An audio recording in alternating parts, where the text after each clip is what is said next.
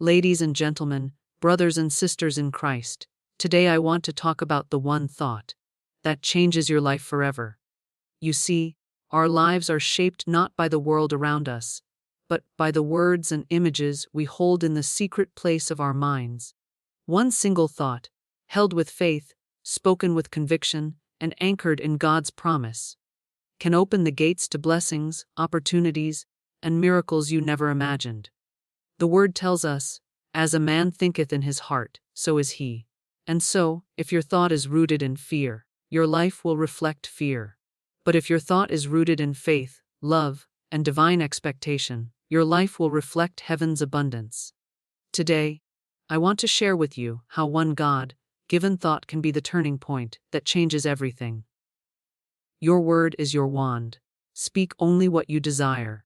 Words are not empty sounds drifting away into the air. They are living vibrations, carrying the substance of your thought into the unseen.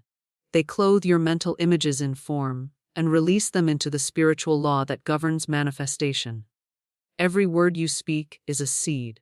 When spoken with feeling, belief, and persistence, it plants itself into the fertile soil of the subconscious mind, which then works tirelessly to bring forth its likeness in your outer life.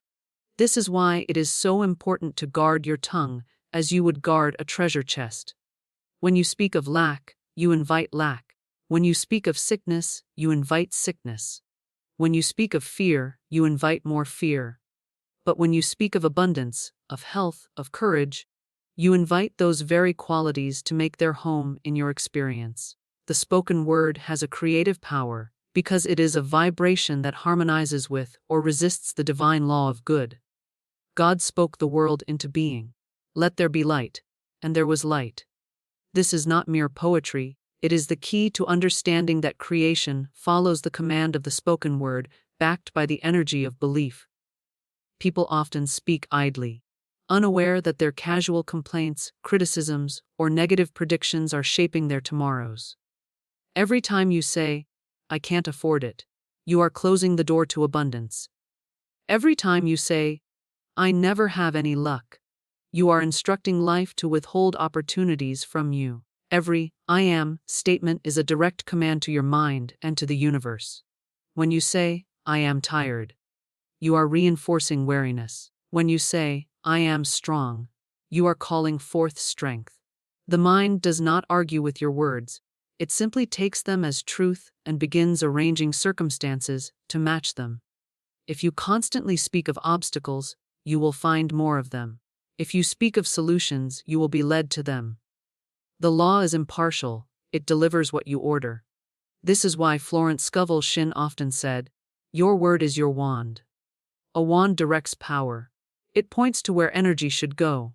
If you use it carelessly, you can summon things you do not want. If you use it wisely, you can summon blessings beyond measure. Children instinctively understand this principle before the world teaches them doubt. They speak their desires out loud with certainty. "I will have this. This will happen." They have no awareness of realistic limitations. And because of that, life often responds to them with surprising ease. Somewhere along the way, adults begin speaking more about what they fear than what they desire. They start rehearsing the worst outcomes instead of declaring the best ones. The habit of complaint, self-criticism, or pessimism then becomes so ingrained that they are unaware of how it is silently programming their life. Speaking only what you desire does not mean ignoring difficulties. It means that even in the midst of difficulty, you choose words that align with the solution instead of reinforcing the problem. For example, if the bills are high, instead of saying, "I'll never get out of debt," you say, "God's supply is endless, and I am guided to abundance." If you are unwell, instead of saying, "I am sick," you say, "Divine life is flowing through me, restoring every cell." This is not denial, it is declaration. You are choosing to speak from faith instead of from fear. The spoken word is especially powerful when repeated with feeling. Words backed by emotion sink deep into the subconscious, where they begin to take root. This is why affirmations, prayers, and declarations have been used for centuries as tools of transformation. They are not magic in the sense of superstition. They are magic in the sense of aligning your inner vibration with the reality you desire. When you speak only what you desire, you begin to feel the truth of those words even before they have shown up in your outer life. That feeling is the bridge between the unseen and the seen. It is the faith that calls things that are not as though they were. And the law of life responds to that faith unfailingly. The key is consistency. You cannot plant seeds of abundance one day, and seeds of lack the next, and expect a harvest of plenty. The words you speak must be in harmony with the life you desire to live. The words you release each day are the building blocks of your tomorrow. If you want a life filled with peace, speak words of peace. If you want a life of joy, speak words of joy. If you want a life of purpose, speak words that affirm your purpose. Every word is a decree, every statement a command, every utterance a seed. The question is, what are you planting? Are you shaping a life that reflects your divine inheritance? Or are you carelessly scattering weeds that will choke your blessings? When you become conscious of your words, you take hold of the wand in your hand and direct it toward the life God intended you to live. Faith cancels fear and opens the way for miracles. Faith is the unwavering knowing that beyond what the eyes see, there is a higher order working for your good. It is the deep, calm assurance that God's promises are true, and that no appearance of difficulty can stand against the power of divine law. Fear is its opposite, a belief in the power of evil, a trust in lack, limitation, and failure. Faith and fear cannot occupy the same mind at the same time. One will always drive out the other. The moment you choose faith, fear begins to lose its grip, because faith turns your attention away from the problem and toward the infinite solution. Fear thrives on the visible, the temporary, the changing. It whispers, what if you fail? What if there isn't enough? What if you are not strong enough? Faith answers, God is my strength. God is my guide. Where fear builds walls, faith opens doors. Where fear says there is no way, faith declares that with God all things are possible. This is why when fear appears, it is not to be wrestled with endlessly, but to be replaced instantly with a word of truth. A single statement of faith, repeated with conviction, can scatter the clouds of fear like sunlight breaking through a storm. Many people allow fear to dictate their words, their actions, and their expectations without realizing that they are creating the very situations they dread. Fear is a magnet, drawing to you the evidence of the beliefs you hold. It fixes your mind on danger, loss, and failure, and life simply reflects that picture back to you. Faith, on the other hand, fixes your mind on provision, safety, and success, and life mirrors that image. The law of attraction responds to the dominant vibration, and fear and faith cannot produce the same harvest. Faith is not blind optimism or wishful thinking. It is rooted in a deep spiritual understanding of the nature of God as good, as love, as infinite intelligence. It does not ignore challenges. It faces them with the knowledge that the power within you is greater than any condition before you. Faith lifts you above appearances. It lets you walk through uncertainty as though you already stand on solid ground, because in the unseen realm, your answer is already prepared. The bridge between the unseen and the seen is faith. When fear creeps in, the human tendency is to rehearse it, to tell the story of what could go wrong, to repeat the problem to others, to turn it over and over in the mind. Every repetition strengthens its hold. Faith works the opposite way. It rehearses the solution. It speaks the promise instead of the problem. It repeats the vision until it feels as real as the circumstances before you. This is why Florence Scovel Shinn often advised replacing fear, thoughts with immediate affirmations of truth, because the mind cannot hold both at once. Fear contracts the soul, tightening its ability to receive. Faith expands it, making room for the blessings that are already on their way.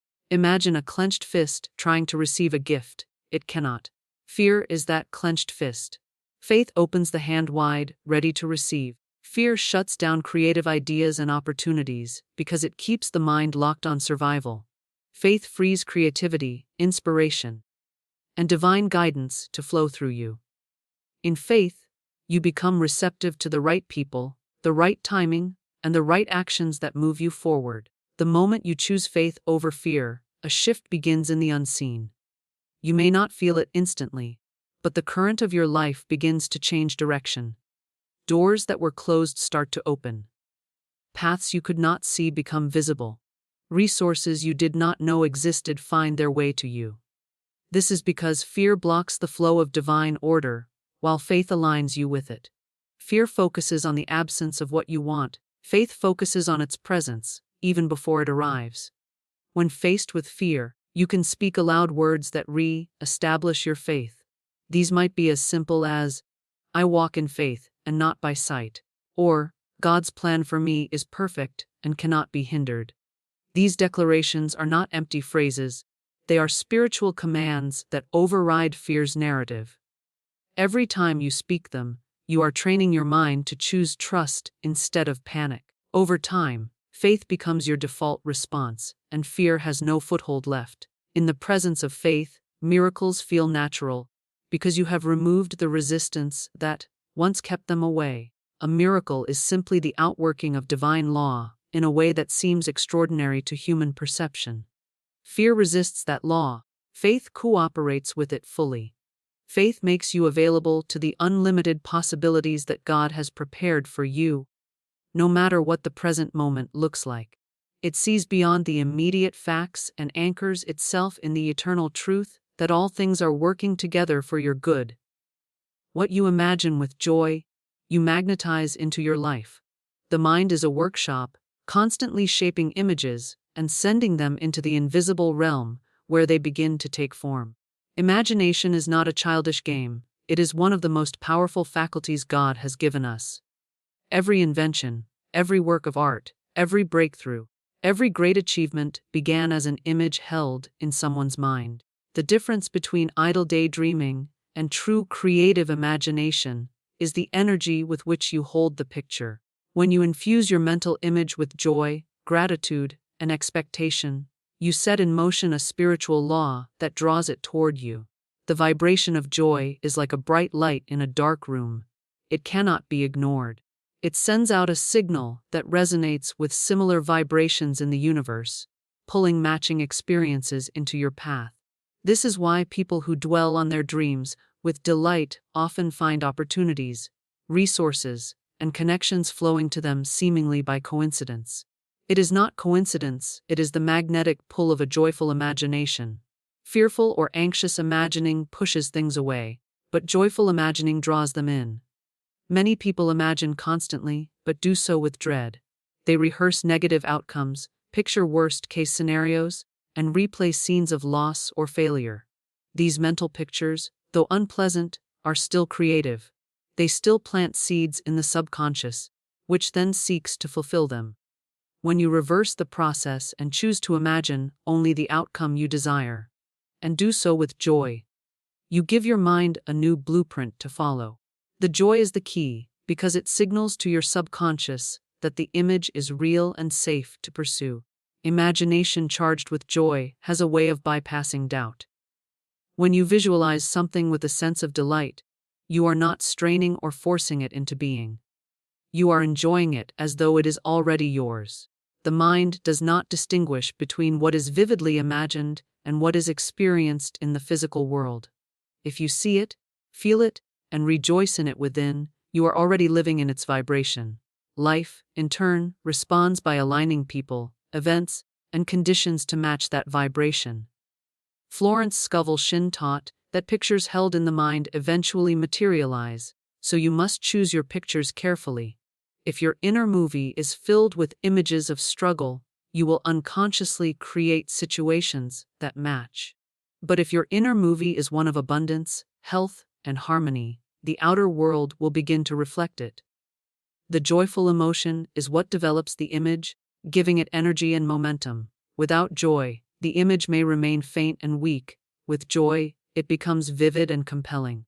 Children are natural masters of this principle. They can play pretend for hours, completely absorbed in the world they have imagined, laughing and smiling as though it were real. That joy imprints the experience into their being. Adults often lose this ability, dismissing imagination as impractical. But the truth is, the same process that children use in play is the process by which inventors create, by which leaders envision, by which dreamers build futures. The joy is what sustains the vision long enough for it to manifest. Joyful imagination is not about ignoring reality, it is about creating a new reality.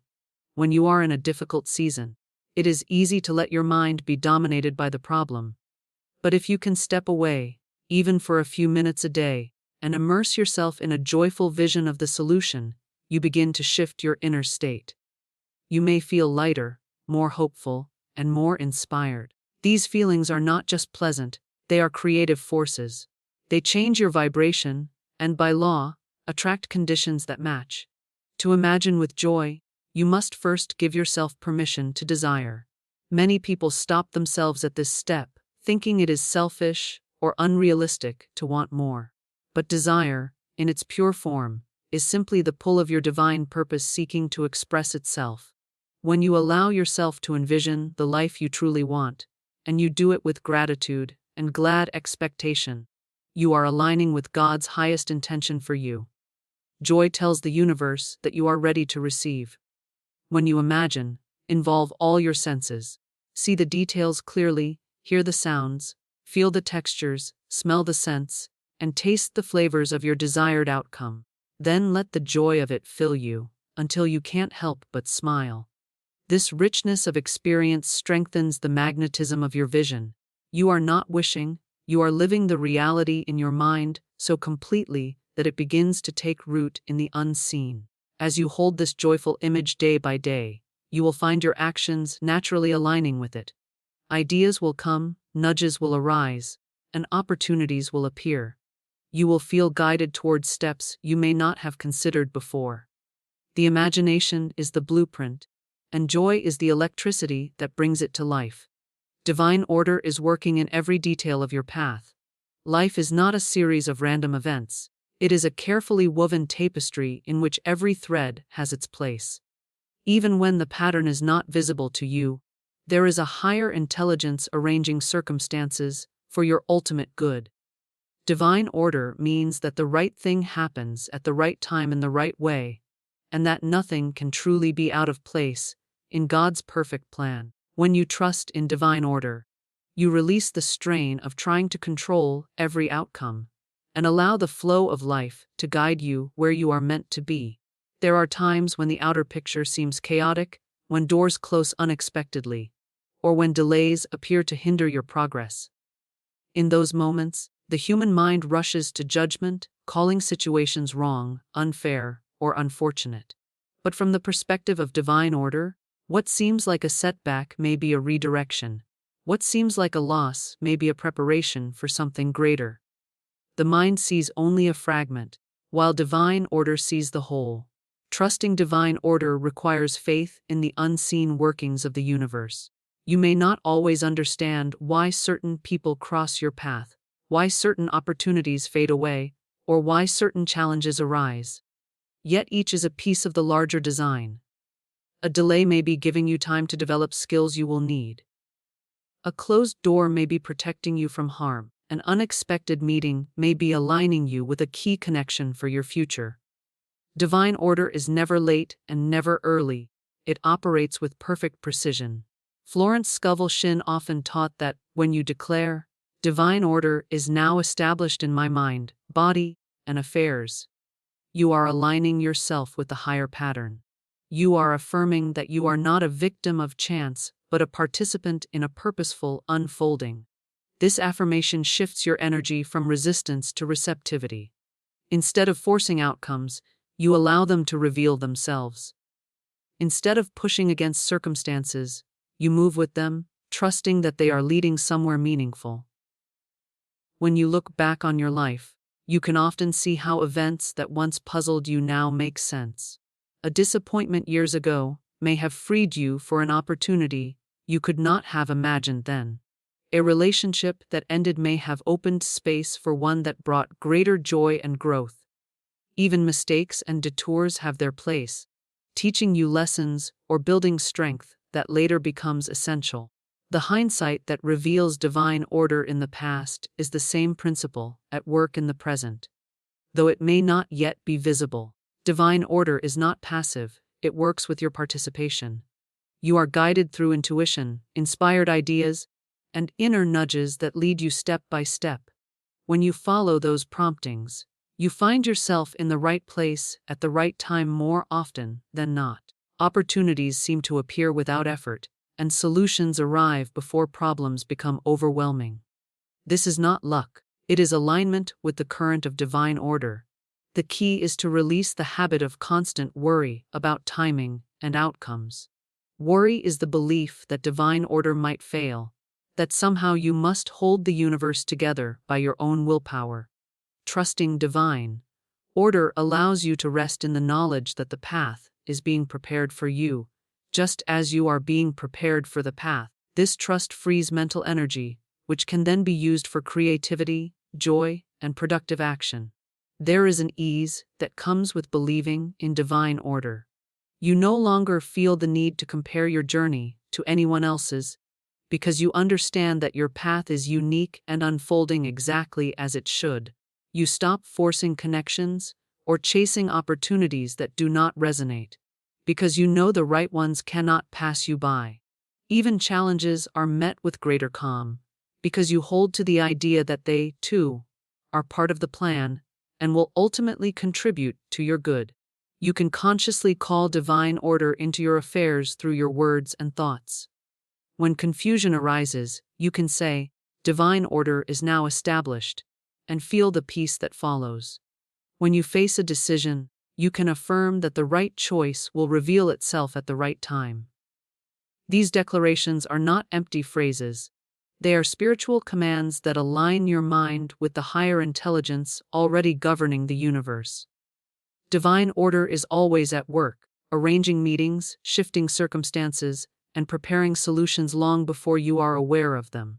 Even now, unseen forces are moving on your behalf, aligning threads that will reveal their beauty in time. Every detail, no matter how small, has its place in the whole design. Gratitude multiplies blessings instantly.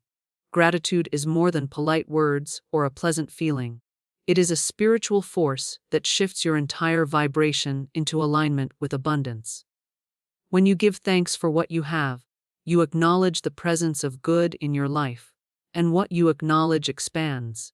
Gratitude opens the door for more, because it signals to the universe that you are ready to receive, that you recognize and honor the gifts already given. It transforms your focus from what is missing to what is present, from lack to sufficiency, and in that shift, more flows in.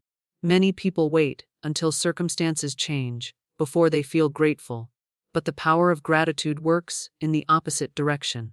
You do not give thanks because everything is perfect. Everything begins to move toward perfection because you give thanks. Gratitude in the midst of challenges is a declaration of faith, a way of saying, "I trust that good is already here and more is on the way."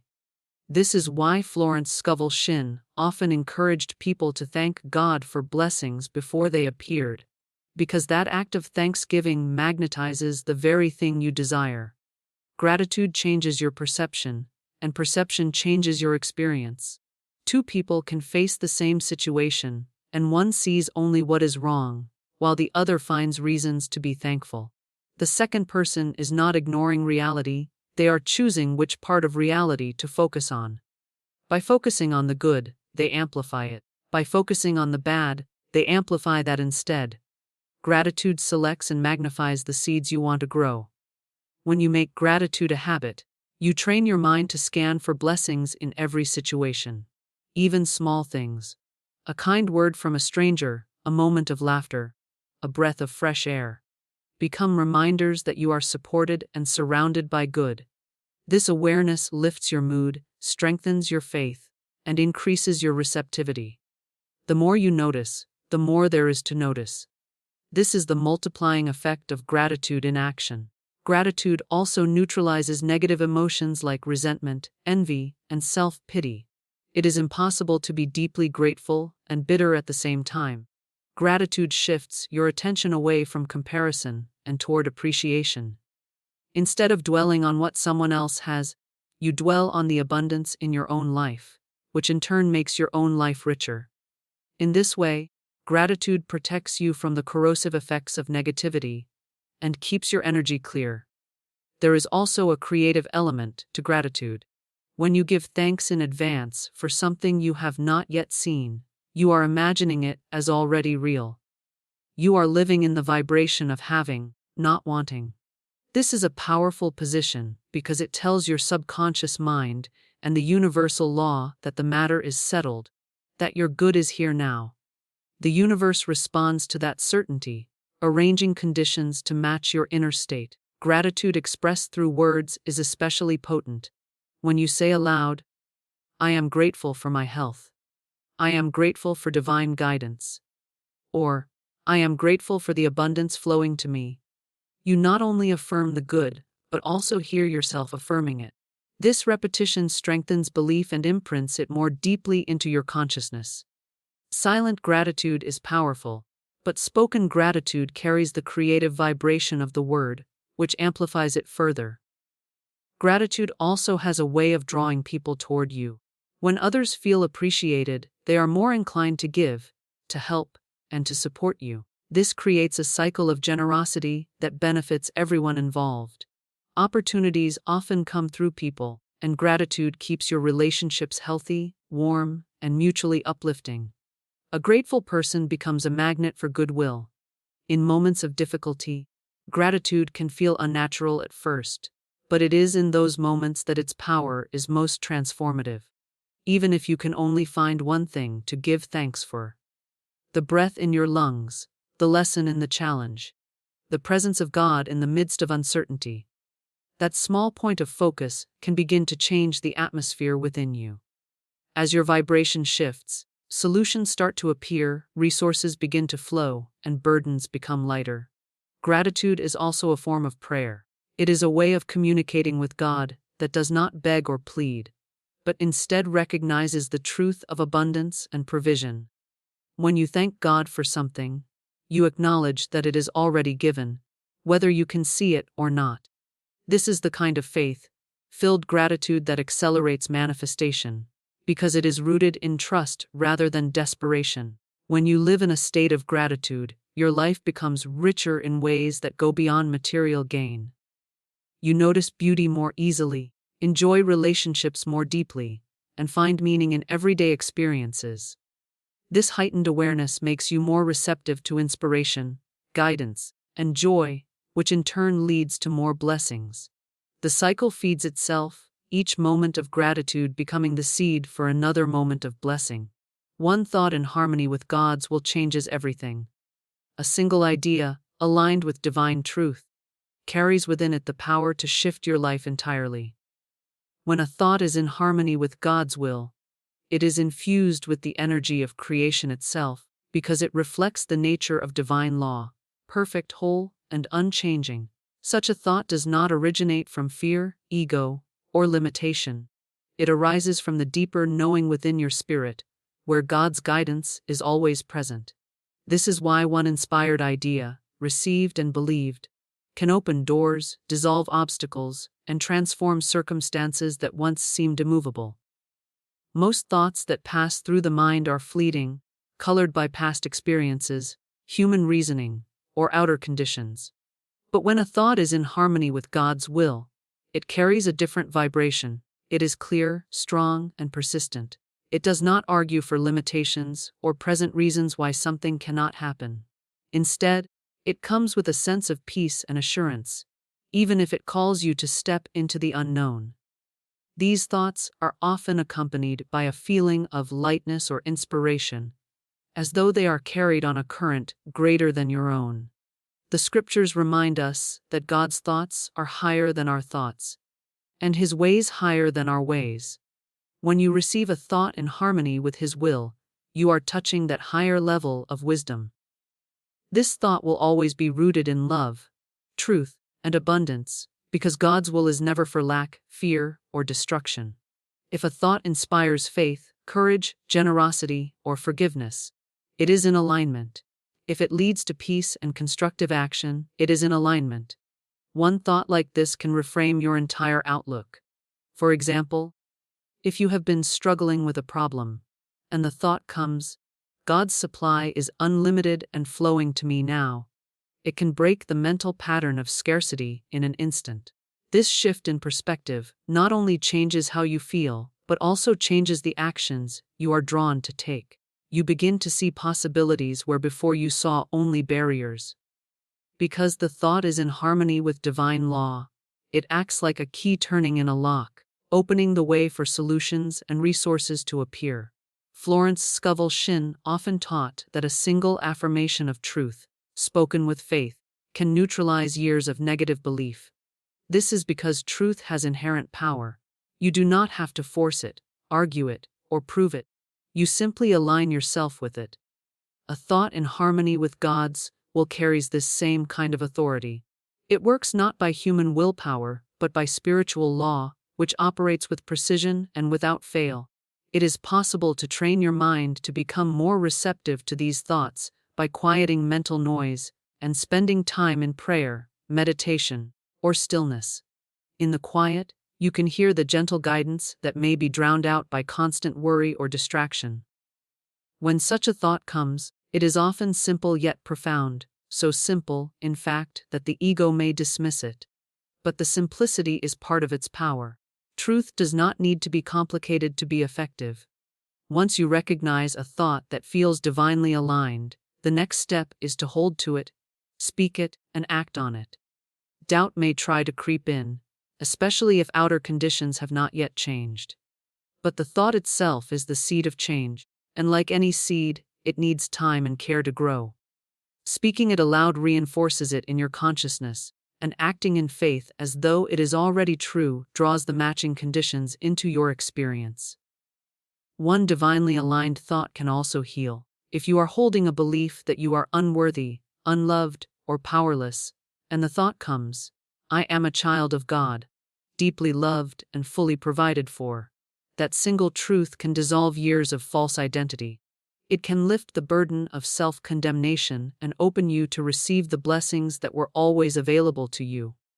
In this way, the right thought is not just an idea, but a channel for divine energy to flow into your life. Sometimes the impact of such a thought is immediate. Other times, it works quietly, changing you from the inside out, until one day you realize your life has taken a new direction. The conditions around you shift, because the conditions within you have shifted. That is the nature of alignment. When your inner world harmonizes with divine truth, the outer world eventually reflects that harmony. A single thought in harmony with God's will carries creative authority, because it comes from the same source that spoke the universe into existence. When you hold that thought, you are not relying on your own limited power. You are allowing God's limitless power to work through you. The thought becomes both a guide and a catalyst, leading you toward the fulfillment of the good that was already prepared for you.